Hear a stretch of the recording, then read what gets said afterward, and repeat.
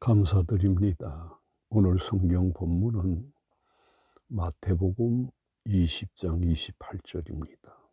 인자의 온 것은 섬김을 받으려 함이 아니라 도리어 섬기려 하고 자기 목숨을 많은 사람의 대속물로 주려 함이니라. 아멘. 오늘 본문 28절에서 주님이 자신이 세상에 오신 목적에 대해서 섬김을 받으려 함이 아니라 도리어 섬기려 하고 자기 목숨을 많은 사람의 대속물로 주려 함이니라고 말씀하시고 있습니다. 그래서 이 시간에는 주님의 오심과 그 목적에 대해서 말씀하려고 합니다. 오늘 본문 28절에서 주님이 세상에 오신 것에 대해서 어떻게 표현을 합니까? 인자가 온 것은이라고 하십니다. 주님이 자신이 오신 분이라고 말씀하시고 있습니다. 이렇게 주님이 이 세상에 오신 자신에 대해서 주님에 대해서 빌립보서 2장에서 이렇게 말씀합니다. 그는 근본 하나님의 본체시고 하나님과 동등됨을 취할 것으로 여기지 아니하셨다고 합니다. 오히려 자기를 비워 종의 형체를 가지사 사람들과 같이 되셨다고 하셨고 사람의 모양으로 나타났다고 말씀하시고 있습니다. 이처럼 선지하셨던 주님이 성육신 하신 것을 뜻합니다. 동시에 주님이 이 세상에 오신 것에 대해 요한복음 3장 16절에서는 하나님이 세상을 이처럼 사랑하사 독생자를 주셨으니라고 말씀하신 것처럼 하나님께서 우리 인생들을 위해서 독생자 예수 그리스도를 이 땅에 보내신 말씀과 연관이 되는 것입니다. 그러므로 주님이 자신의 이 세상에 오신 것에 대해서 오신 것은 마리아에게서 나심으로 비로소 생겨진 분이 아니라 영원 전부터 계시던 영원한 분입니다. 그리고 근본 하나님의 본체로서 이 세상에 오신 것입니다. 우리가 이런 사실에서 알게 되는 것이 있는데 이 세상에 주님이 오신 것은 우리를 섬기고 우리 죄를 대속하시기 위해서 사람으로 오신 것입니다. 그리고 주님이 세상에 오신 자신에 대해서 어떻게 표현을 합니까? 인자라고 합니다. 주님이 자신이 사람의 아들이라고 하신 것으로 인성을 가리키는 것입니다. 우리가 이 말씀에서 볼 수 있는 것처럼 주님은 우리들과 같이 태아기를 거치셨고 유년기와 소년기를 거치셨습니다. 그리고 주님이 유대를 떠나 갈릴리로 걸어가시는 중에 사마리아 수가라고 하는 동네에 가시게 되었는데 이때에 피곤하여 우물 곁에 그대로 앉으셨다고 하셨습니다. 걸으시면 피곤을 느끼셨고 또 주님이 전도하시느라 얼마나 힘들고 피곤하셨던지 제자들이 주님을 깨우면서 주여 우리가 죽겠나이다 할 정도로 바다에 큰 놀이 일어나 배가 물결에 덮이게 된 중에서도 주님은 주무시기도 했습니다. 주님이 이렇게 우리들과 똑같은 몸을 가지신 인자이십니다. 주님이 이런 몸으로 우리를 위해서 갖은 일을 하셨습니다. 그래서 베드로도 이렇게 말합니다. 친히 나무에 달려 그 몸으로 우리 죄를 담당하셨다고 하셨습니다.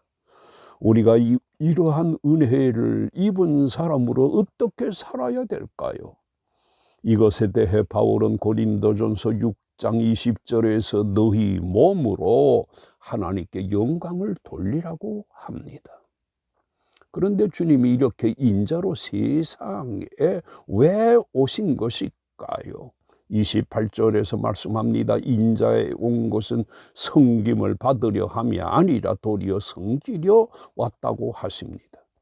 이 말씀에서 볼 수 있는 것처럼 주님이 이 세상에 오시기 전부터 미리 오실 목적을 정하시고 오셨다는 것을 알 수 있습니다.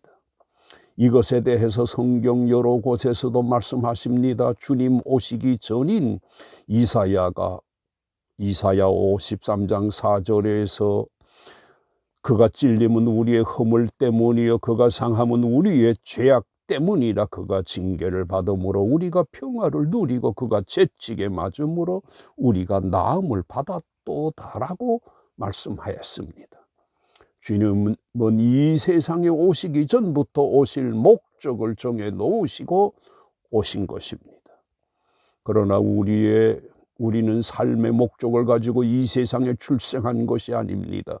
부모님이 우리를 낳으심으로 생겨진 것입니다. 삶의 목적도 방향도 없이 출생한 것입니다. 그러나 우리들도 삶의 목적을 뒤늦게라도 정해야 합니다. 그리고 주님이 우리를 섬길 목적으로 오신 주님의 삶은 과연 어땠을까요? 요한복음 17장 9절에서 주님이 이렇게 기도합니다. 내가 비옵는 것은 세상을 위함이 아니요 내게 주신 자들을 위함이라고 기도로 우리를 섬겼습니다. 그리고 주님은 저녁 잡수시던 자리에서 수건을 가지시고 돌아가실 때가 된 것을 아시고 잡수시던 자리에서 일어나 수건을 가져다가 허리에 두르시고 제자들의 발을 닦으시기도 했습니다. 그런데 주님의 섬김의 최종적인 목적이 무엇이었을까요? 자기 목숨을 많은 사람의 대속물로 주려 함이니라고 하셨습니다. 주님이 의도하신 최종적인 것입니다. 주님이 이렇게 밝히신 삶의 목적, 섬김의 목적에 대해서 알게 되는 것이 있는데 그것은 자격입니다. 아무나 주님과 같은 대속자가 될 수 있는 것이 아닙니다. 그리고 구약 시대에 드렸던 수많은 짐승의 피에 대해서 무엇이라고 합니까? 황소와 염소의 피가 능히 죄를 없이 하지 못한다고 했습니다. 그리고 제사장마다 드리는 제사에 대해서 죄를 없이 하지 못한다라고 했습니다. 이처럼 우리 인생들의 죄는 그 어떤 것이라도 지워지지 않습니다. 그래서 예레미야는 이렇게 말합니다. 주 여호와의 말씀이니라. 너희가 잿물로 스스로 씻으며 내가 많은 비누를 쓸지라도 내 죄악이 내 앞에 그대로 있느니라고 했던 것입니다. 이처럼 주님만이 우리들의 죄를 대속하실 수 있는 분으로 이 세상에 오신 것인데 이런 대속의 자격이 무엇입니까? 히브리서에서 말합니다. 우리에게 있는 대제사장은 우리의 연약함을 동정하지 못하실 이가 아니요 모든 일에 우리와 똑같이 시험을 받으신 이로되 죄는 없으시다고 했습니다. 주님이 이러하신 분이시기 때문에 우리들의 죄를 대속하신 것입니다. 그런데 주님이 세상에 오신가 그 목적에 대해서 섬김을 받으려 함이 아니라고 했고 대성물로 주려 함이니라고 하셨는데 주님이 이것을 실천하셨습니까? 마태복음 26장에서 주님이 마지막 최후의 만찬 석상에서 이렇게 말씀하셨습니다. 떡을 가지사 축복하시고 떼어주시면서 먹어라. 받아서 먹어라. 내 몸이니라고 하셨습니다. 그리고 또 잔을 가지사 감사 기도를 하시고 그들에게 주시며 너희가 이것을 다 마시라. 이것은 제사함을 얻게 하려고 많은 사람을 위하여 흘리는 바 나의 피, 언약의 피라고 하셨습니다. 이렇게 주님이 최후의 만찬을 드신 후에 십자가를 지셨습니다. 그리고 십자가상에서 신 포도주를 받으신 후에 이렇게 말씀하셨습니다. 다 이루었다 하시고 머리를 숙이시고 영혼이 떠나가셨다고 했습니다. 우리가 여기서 볼 수 있는 것처럼 주님은 말로만 섬기려 왔다, 내 목숨을 많은 사람의 대속물로 주려 한다고 하시지 않고 실제로 우리를 위해 모든 것을 다 주셨습니다. 그리고 그 혜택을 우리가 입어 억만 죄악을 대속받은 것입니다. 찬송가 가사대로입니다. 내 영혼이 은총이 입어 중한 죄짐을 벗게 된 것입니다. 그러므로 우리들도 주님과 같이 실천하는 믿음의 사람이 되어야 합니다. 그런데 왜 주님이 오늘 본문 28절에서 섬김과 대속을 말씀하시게 된 것일까요? 그 이유는 다름이 아니라 야고보와 요한의 어머니가 주님께 이런 부탁을 합니다. 자기의 두 아들을 하나는 주의 우편에 하나는 좌편에 앉게 해달라고 합니다. 이런 말을 들었던 다른 열 제자가 불이 여깁니다. 이런 중에서 주님이 27절의 말씀을 하셨습니다.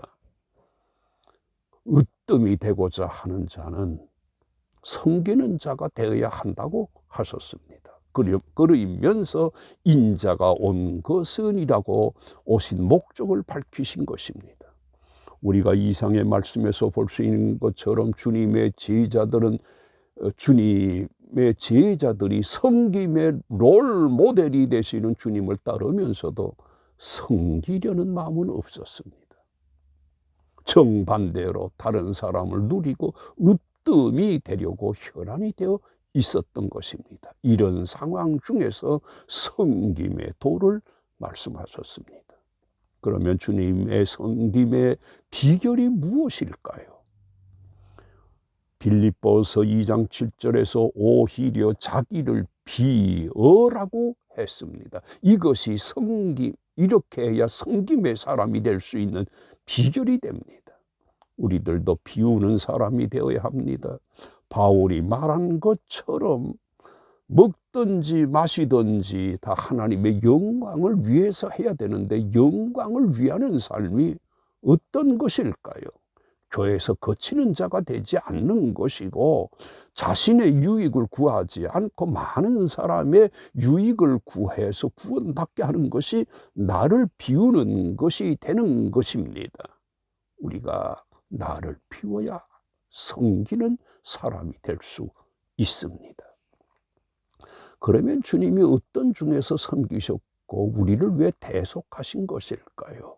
무죄하신 분으로 우리를 대속하신 것입니다. 주님이 아니시면 대속이 불가한 것입니다. 그러므로 우리들도 남을 더욱 효과적으로 섬기고 받들기 위해서라도 갖춘 사람이 되어야 합니다. 우리가 갖춘 사람이 되기도 또 했습니다. 주님으로 인해 대속을 받았고 의로운 사람이 됐고 구원받은 사람이 됐고 되었습니다. 우리들도 이 모든 것을 가지고 있으므로 사람들을 섬기고 또 무사람에게 이 복음을 전해야 합니다. 한 가지 더, 주님의 섬김과 자신의 목숨을 대속물로 주신 결과가 무엇이었을까요?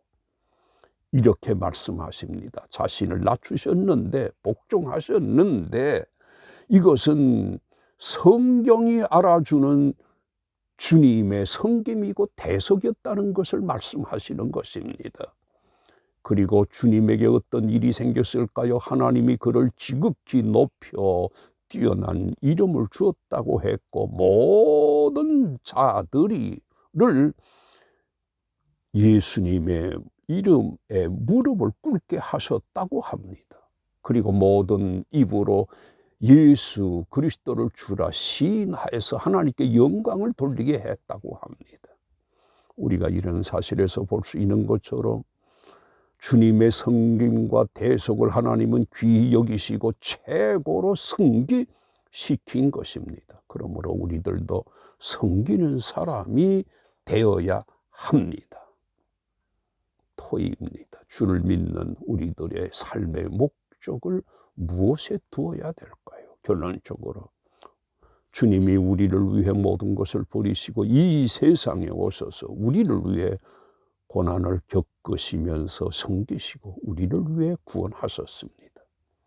이러하신 주님의 은총을 섬김과 복음 증거로 온 세상에 널리 전해야 할 것입니다. 아멘.